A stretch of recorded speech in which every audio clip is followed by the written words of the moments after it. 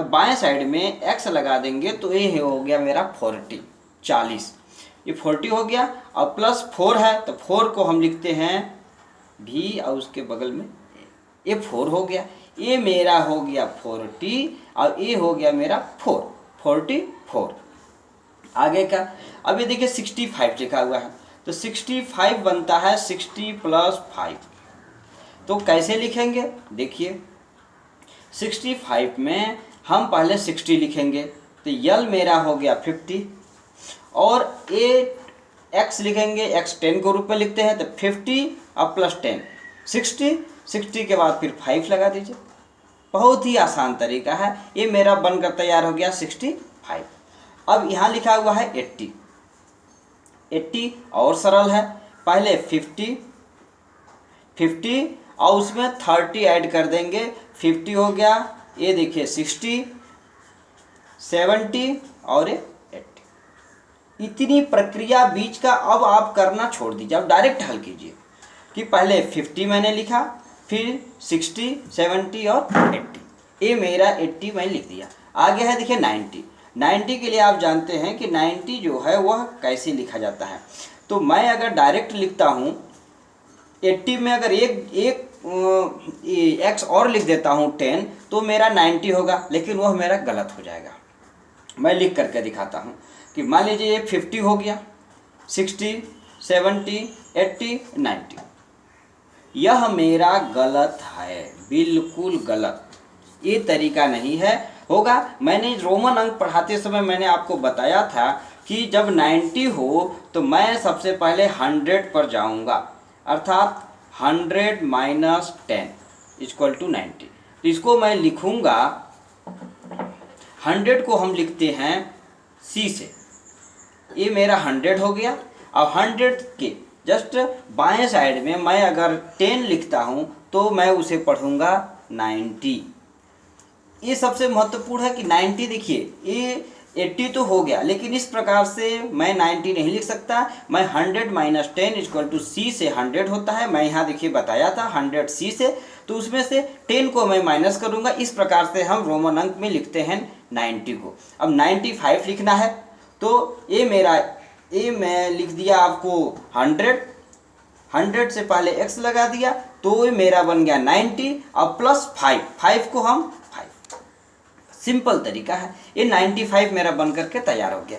इसे मैं कहूँगा 90 और ये 5। आगे की ओर अब यहाँ लिखे हैं पहले से 106। तो 100 आपको मैं बताया हूँ कि 100 C से लिखते हैं। मैंने C लिख दिया। 100 इसके बाद 6 लिखना है तो 6 लिख दीजिए 6, बस 106 हो गया। अब ये 208 है तो 208 को हम 200 और +8 ये मेरे को लिखना है। तो क्या करेंगे कि पहले मैं 200 लिखूंगा तो 100 मैं लिखता हूँ C से। ये 100 हुआ, मैं पुनः 100 एक और C लिख दिया तो 200 हो गया। इसके बाद 8 आप लिख दीजिए। तो 8 आपको तो लिखने आता है 5 6 7 8।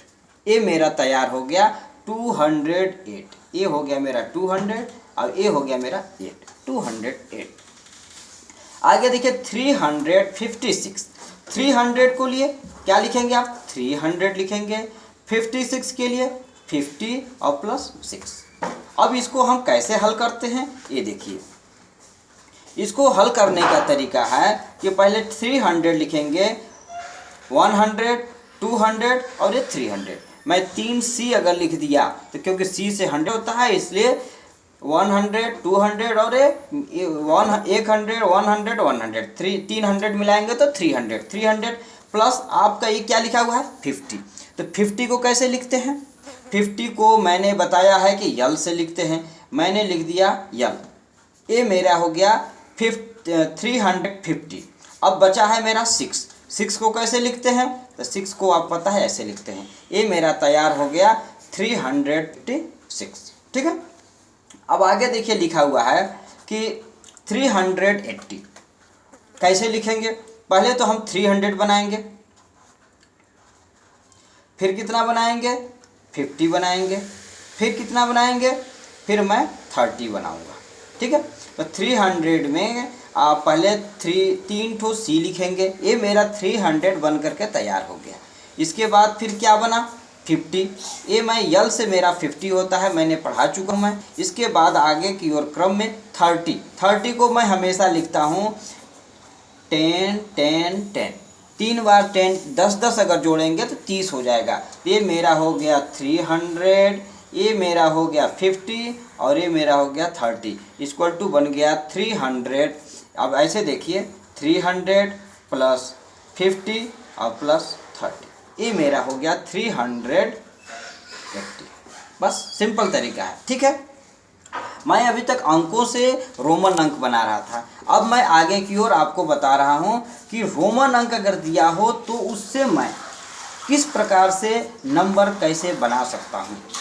बहुत ही सिंपल है, बस ये थोड़ा सा ध्यान देने की आवश्यकता है। ये देखिए लिखा हुआ है x, x का मतलब आप जानते हैं कि क्या होता है, इस x का मतलब 10 होता है। तो आप 10 फिर 10 और फिर क्या है, ये आपका है 6, ऐड कर दीजिए तो 10 10 20 और 26, ये मेरा बनकर तैयार हो गया 26। बहुत ही आसान है। अब ये देखिए लिखा हुआ है L1 और 10, इस प्रकार से लिखा है। तो आपको इसी पर ध्यान देना है, जो आखिर ये क्या कह रहा है।